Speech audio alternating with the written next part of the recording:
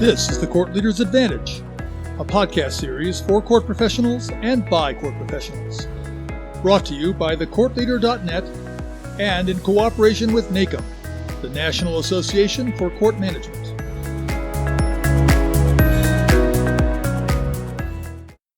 In our last two episodes on mental health in the courts, we talked about the fact that traditional criminal case management is not meeting the needs of the people we serve. We have to develop a new comprehensive and collaborative model. We need to create a fair and effective case management system that meets the challenges of those with behavioral health needs. It's been estimated that up to 70% of the individuals in our criminal courts today have behavioral health issues. Currently, state courts do not generally have systems in place to help those with these challenges. This need is made even more urgent with the pandemic and the resulting case backlogs. We must find a new model to strengthen the collaborative court and community response to individuals with behavioral health needs. I'm Pete Kiefer, and welcome to the Court Leader's Advantage podcast series. This month is the third of our 5-episode discussion with members of the National Judicial Task Force to examine state courts' response to mental illness. Some of the topics we'll explore include: what is this new collaborative model for addressing caseflow management?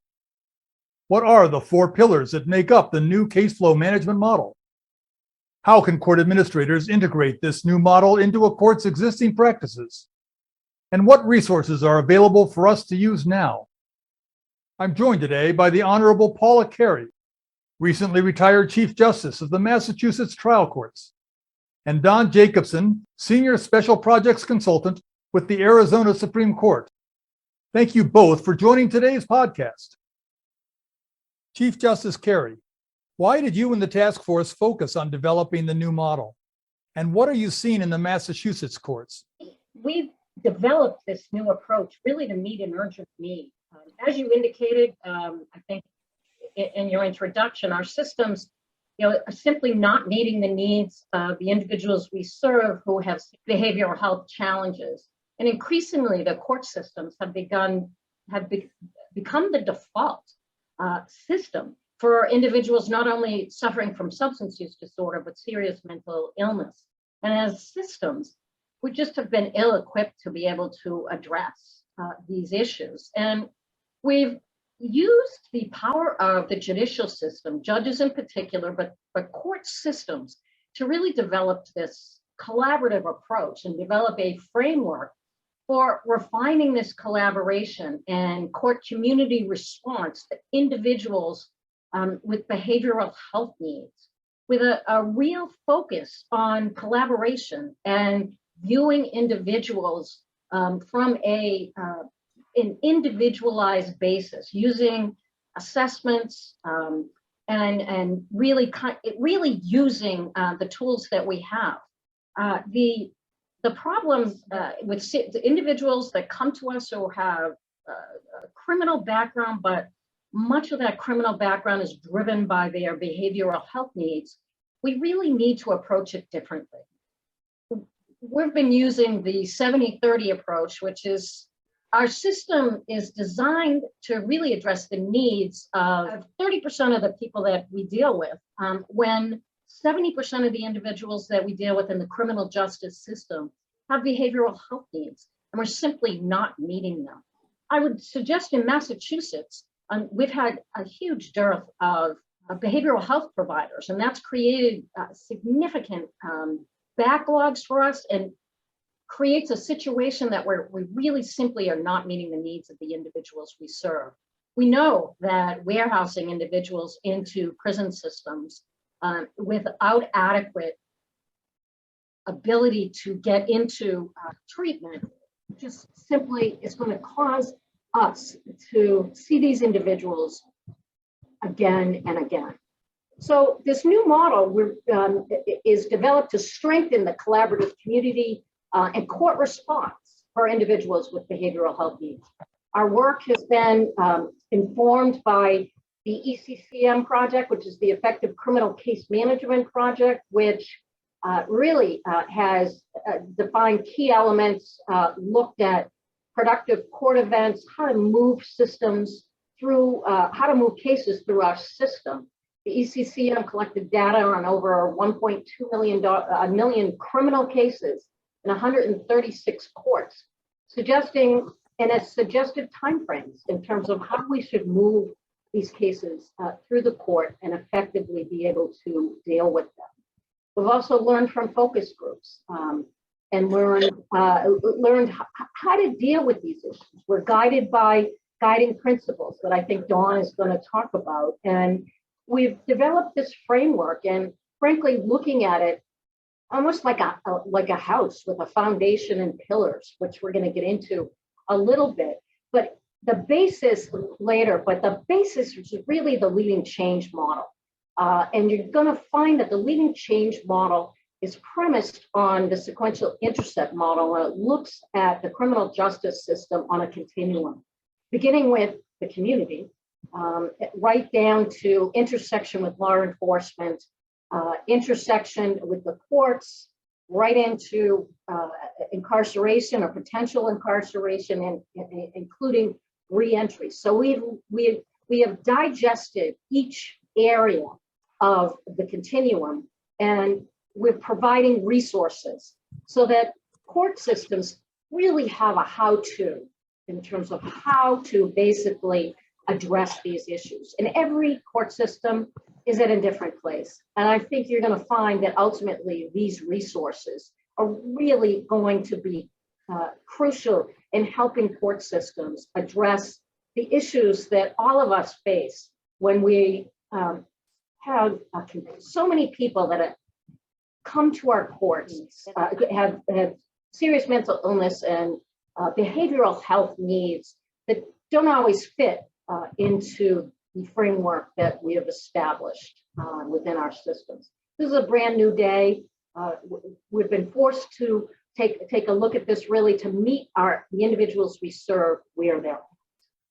Don, as a longtime court administrator and NACA member, why did you get involved? And what are you doing in the Arizona courts?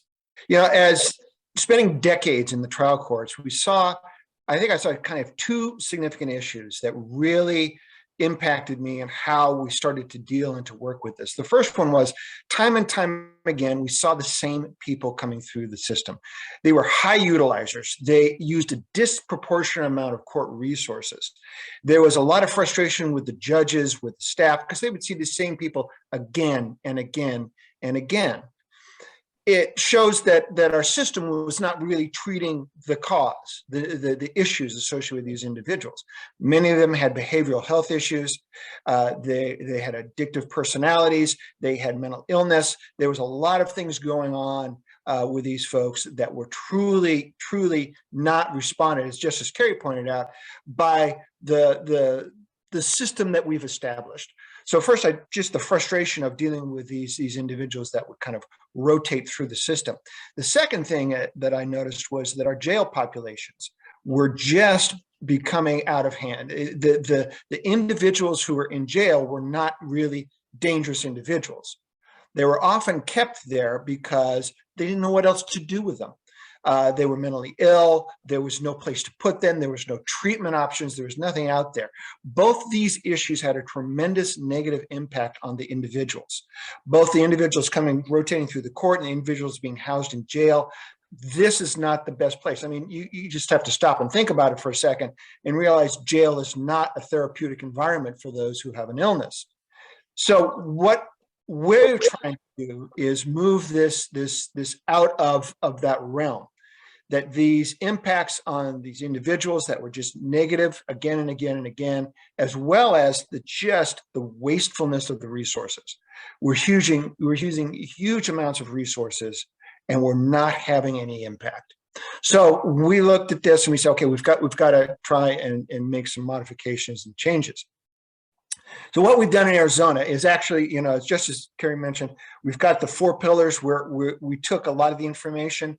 We took that leading change model and we actually helped kind of implement it here in Arizona as kind of our standard. We use the sequential intercept model as the baseline that we're going to use to try and work with these individuals. Find places along the continuum to deflect, divert, bring them out of the process. And then we're going to train our judges, train our staff, try and look at what we're doing to make some modifications so that what we do will have an impact on the individual. And we're going to talk a little bit more about case management, but this person-focused process is what we're really trying to get towards, not just a system or a case-focused process. We've done it through 3 areas using the sequential intercept model, leading change. We've focused on education, both case-focused training, so you know what kind of cases, how to recognize individuals with a mental illness in a case. And we're training those for both inside and outside the justice system, because we work with a lot of other entities, both service providers, as well as law enforcement, jail, and so forth. How do we deal with those who have a mental illness? Then we have person-focused training. How do we develop resilience, recognition of mental illness, these things. The second element we've tried to do is look at our process. Are we truly implementing diversion, deflection, the rule changes that we need to make this truly a shift in our paradigm so that we can create a focus on those individuals and have an impact that's a positive one instead of just recycling through again and again. And the third area is our collaboration communication. We're spending a lot of time on this, not only with those on the criminal justice side of things, but those outside of the criminal system, because this impacts not just criminal, but civil, family, juvenile. So many areas have an impact that we're trying to get towards here. So we're working very diligently to create those bridges and that discussion with those. I'm always amazed that people create their process and they're working in their little isolated places and they don't realize all the impacts, all the things going on out there. So creating those bridges, that communication, the collaboration is a crucial element of that we're trying to work towards and see if we can bolster. So I think this reflects very much what Justice Carey was talking about in terms of how this has just been a sea change in what we're trying to accomplish and do in terms of our vision of what the justice system really is about and how it's impacting these people. John, I love the word bridge. I think that's a perfect description of what we're trying to do here, that our systems often struggle, to understand and accommodate mental health challenges. And, and it leads to outcomes that just exacerbate the condition and perpetuate the problems that bring people to our system. Yeah. And you're absolutely right, Justice Carey. And it's just like, we've gotten to the habit of this is the way we do things. And if we stop and look at outcomes, I think we can create new ways to make it happen. In Massachusetts, we've mapped our system across the Commonwealth, and it's been tremendously helpful in identifying and bringing community partners together so you can identify the resources available and the gaps where you need to plug the resources. Oh, yeah. Yeah, and a lot of states are very much like Arizona. When you're talking about those gaps, in that we have huge rural areas, large expanses of lightly populated areas within the state. We also have more Native American reservations and federal land than almost any other state in the nation. And we have federal jurisdictions, state jurisdictions, we have counties, we have cities, we have all these various jurisdictions, and we're trying to find ways to bridge those gaps, get those services out, particularly to the rural areas that there's just nothing there. And how do we manage that? And how do we make that happen? It's just a great point. Chief Justice Carey, as I read the new model, I see 4 critical components, or what are called pillars. Can you describe the 4 pillars? And as I indicated earlier, we sort of viewed this project as, and looked at our systems, as a house, a foundation that we use, community behavioral health, evidence-based practices, institutionalization, sustainability, and funding, as well as diversity and equity and inclusion, because often some of the work that we do adversely affects individual and marginalized communities. Court leadership is important and data-driven decision making. So that was the foundation. It was that upon that foundation that we built our pillars. And we think we got it right. We really think these pillars really describe where we need to be. So the first is strengthen community responses and minimize criminal justice system involvement. As Dawn described, really we needed to structure this ongoing collaboration among community stakeholders, and Arizona has done a good job of really doing that. And we need to do that in order to have a sustainable community-based responses. We can't do this alone. As court systems, we really need to work with our justice partners. And this was a collaborative effort with justice partners as we began to build these pillars. And the courts can either convene these efforts or ensure that they are at the table and promoting, ideal behavioral health crisis systems, promoting deflection, diversion, doing all of the things that Dawn identified and that I identified, that we identify these individuals as early as conceivably possible when they intersect with the justice system, ideally before they intersect with the justice system. And robust community behavioral health systems are really key elements, and they can help us as a court system be able to assess and provide referrals, whether it be diversion or into treatment, so that individuals, we stop the cycling of behavior. I think Dawn's going to go into some of the details of some of the essential elements, but the second pillar is to really promote early intervention and effective case management or effective management of court cases, early screening and identification of mental health needs and criminogenic risks, and coupled with criminal justice and court responses that really can identify what is needed for this particular individual. It's got to be individualized treatment, and it's got to be early and often, because as people move through our systems, their needs change, and we need to adapt to the needs or adapt to those changes. It could be that a particular individual has received outpatient treatment and they reoffend. Well, that may mean that we need to take a further look at that particular individual, reassess that person, and perhaps come up with a different way to approach this person. Not necessarily, because as Dawn indicated, jail's not going to help an individual who's got a serious mental illness or a serious substance use disorder. It really more effectively can be dealt with if we take a look at what our plan is for that particular individual. So this model will help state court systems develop these best practices. The third pillar is to institutionalize alternative pathways to treatment and recovery, and hopefully by doing that to improve outcomes. The implementation of court-led, team-based problem-solving approaches to address the individuals with behavioral health needs. Effectively, if we can effectively divert or deflect these individuals, that's the ideal. Away from traditional case management processes and really to treatment and to alternative processes. Diversion is essential in this collaborative model, and the information about individuals obtained during the early intervention. And you're going to see that there's so many resources that we're providing in terms of initiatives that are out there that are already being tried and true in certain states. There's models out there, so you don't have to reinvent the wheel as you begin moving this forward. And we need to make informed decisions at the outset of the individual's connection to the criminal justice system.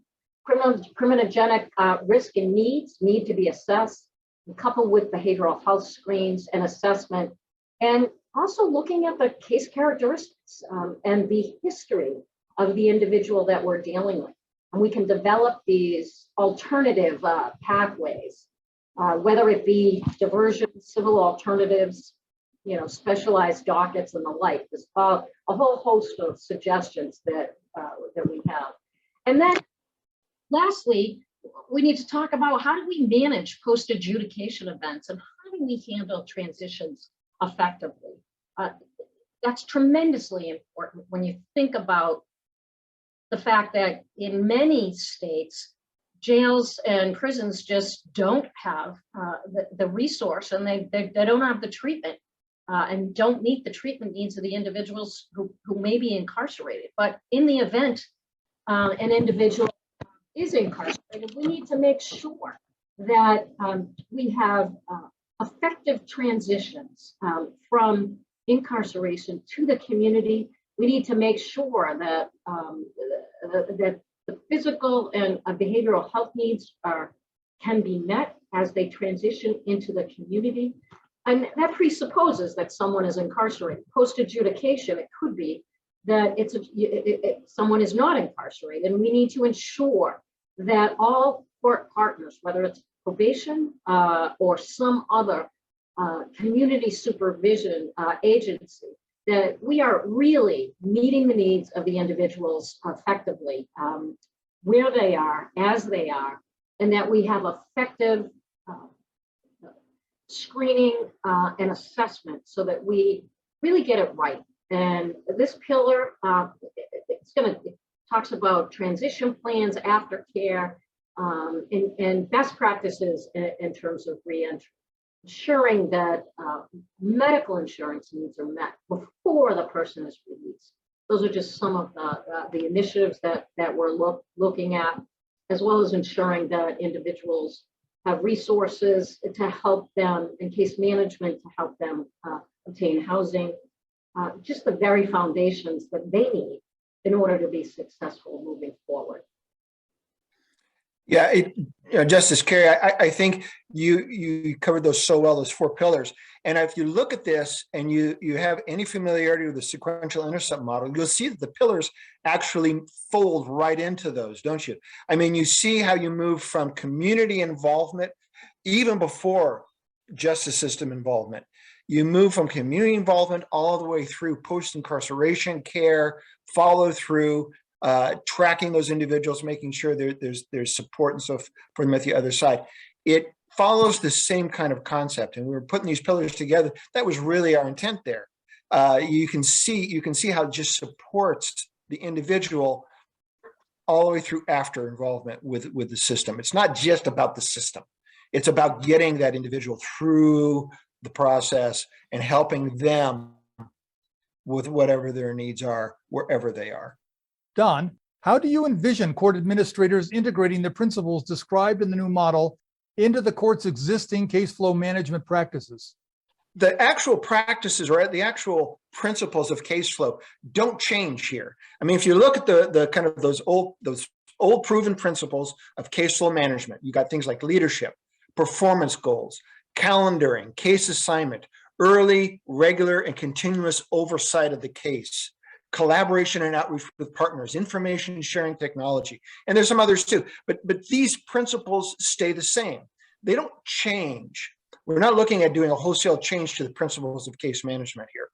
But what we're doing is we're saying, let's look at our focus of what we've done in these elements of case flow management and say, has our focus moved away from having the type of impact and the type of results we're seeking in the case? If our only goal is to get the time to disposition down, that's great. I mean, time to disposition is very, very important. It's one of the measurements we have to determine our efficiency in relationship to a case. But if you look at the overall principles of the framework related to a high efficiency court, it's only one part of it. The high performing court has not only efficiency, it has effectiveness, right? It has elements related to the individual and outcomes. So what we're doing is we're saying, let's take those same principles, but let's shift just a little bit towards just looking at the case, not just the case impact, but the person impact, from a case-centered process towards a person-centered process. We don't ignore the case. We don't say time to disposition becomes irrelevant. But what we do say is that's just one element of this. Now, our specialty courts have done a great job of this. If you look at DUI drug courts and the measurements of performance, recidivism, other things that have been coming into that, we've included them in the mental health courts and so many of our measurements related to our specialty courts. But what we're saying is that these need to go beyond just that and really be looked at in the overall management of all kinds of cases. Individuals who have a mental illness don't just come into mental health court. Many of them don't qualify. Many of them don't get on that docket. They're part of the entire system. They may be on the civil side of things. They may be in family court. They may be anywhere within the system because mental illness is no respecter of individuals. And mental illness does not mean you have a criminal case. So we have to stop and say, is our case-centered process that we've been developing over the last several hundred years, is that really meeting the needs of the individuals? Or should we be shifting towards including, not excluding, but including a person-centered process where we focus on more than just the case-based elements, and that we include those things that are crucial to meeting the needs of the individual courts, the individuals that come into the courts.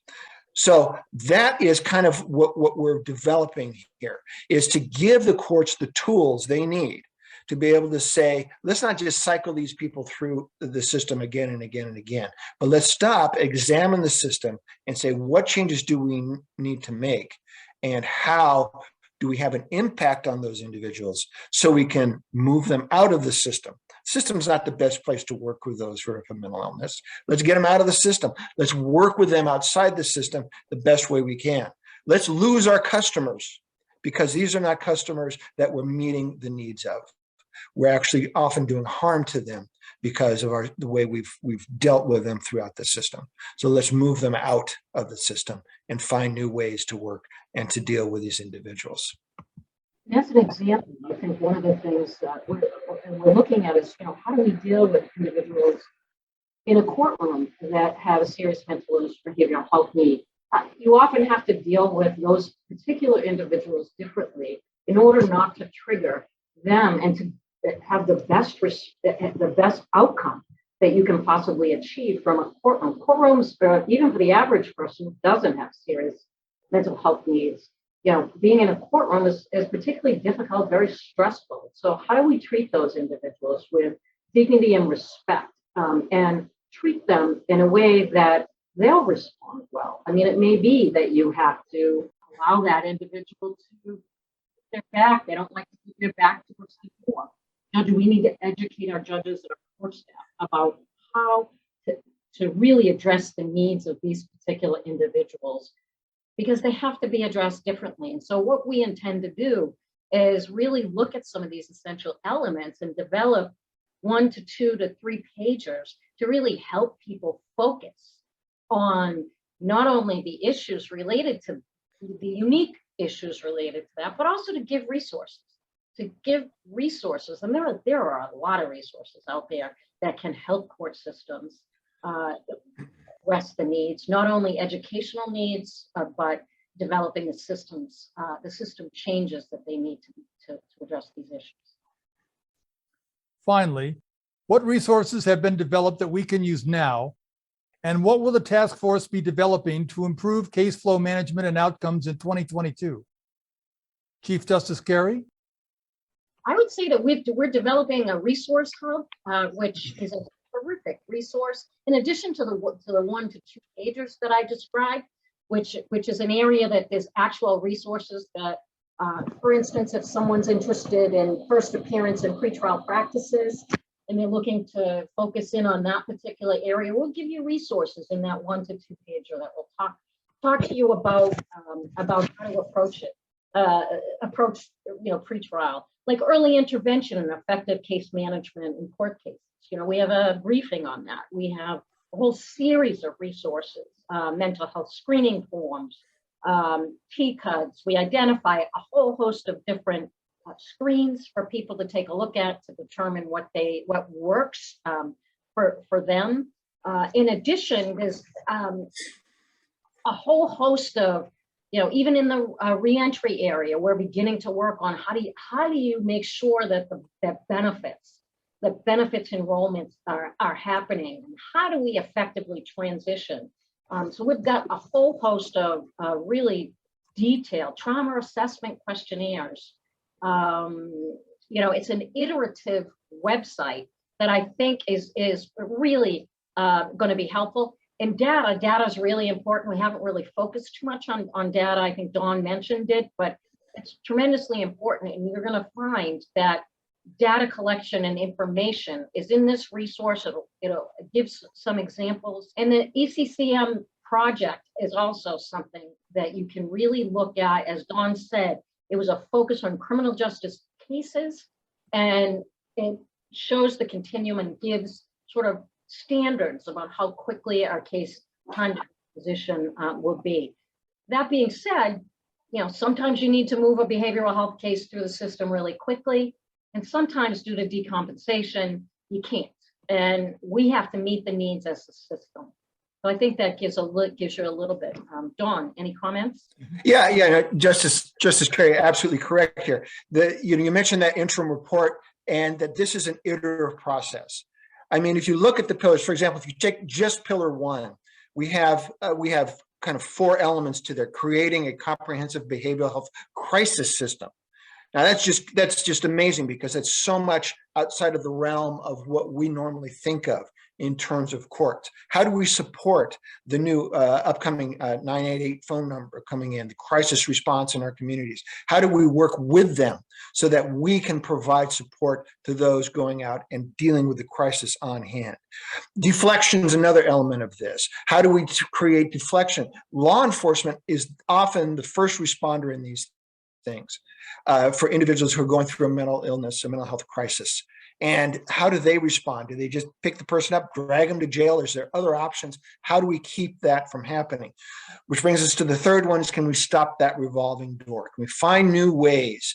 And that includes things such as prosecution alternatives. Can we find and can we work with those within our system, our prosecutors, and can we find new ways to work with these individuals? Is that possible? And I'll tell you, my discussions with prosecutors have always been positive on this. They recognize the same problems that we see every day. They are tired of dealing with the same individuals, and they want new tools. They want new options. They can go out and they can work with these individuals other than just cycling them through again and again. They see the same frustrations as we do. We need to partner and find alternatives to work with the prosecutors to make sure these individuals are diverted out of our system at the earliest possible time. So, and that's just the first pillar. We've got these tools, we've got these options in there. So as Justice Carey mentioned, I encourage you to start looking at some of these. Some things to look at, the CCJ COSCA websites. In fact, I looked that up this morning, and the website right now for COSCA talks about the COSCA CCJ SAMHSA joins forces. SAMHSA is the federal mental health funder, and they're now joined with CCJ COSCA. You'll see that there. You'll learn about what is available, what resources are out there. The National Center for State Courts website. Go to ncsc.org/behavioral health. It'll bring up a plethora of information, resources, things you can learn. And again, this is moving beyond just mental health court. This is not about just mental health court. Mental health court's an integral part of this, but we need to see and create our vision wider and broader. And you'll start to see that through these various resources.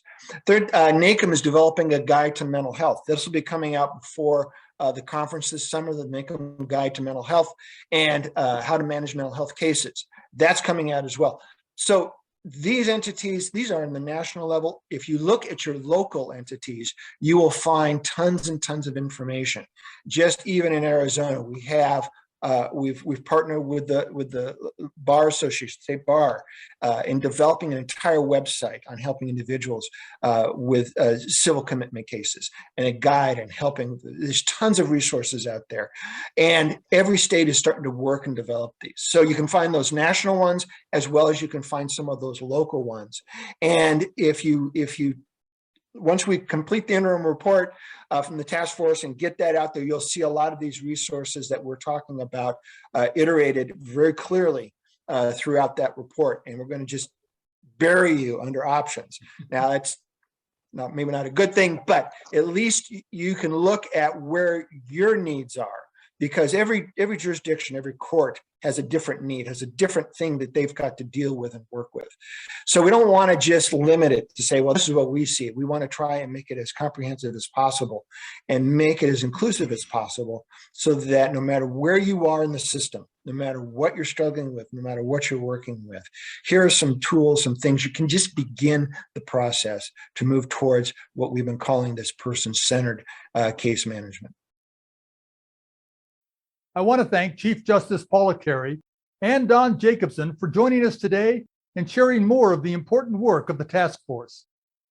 Be sure to join us in May for the next installment in this series on mental health in the courts. As always, my thanks to you court professionals tuning in to today's episode. You face the difficulties of mental illness in the courts every workday. It is your dedication and hard work that allows the courts to fulfill the pledge of providing fair and impartial justice. Thank you. Join us in April for another episode dealing with the issues facing our courts. This has been the Court Leaders Advantage podcast series. I'm Pete Kiefer, and thanks for joining us today.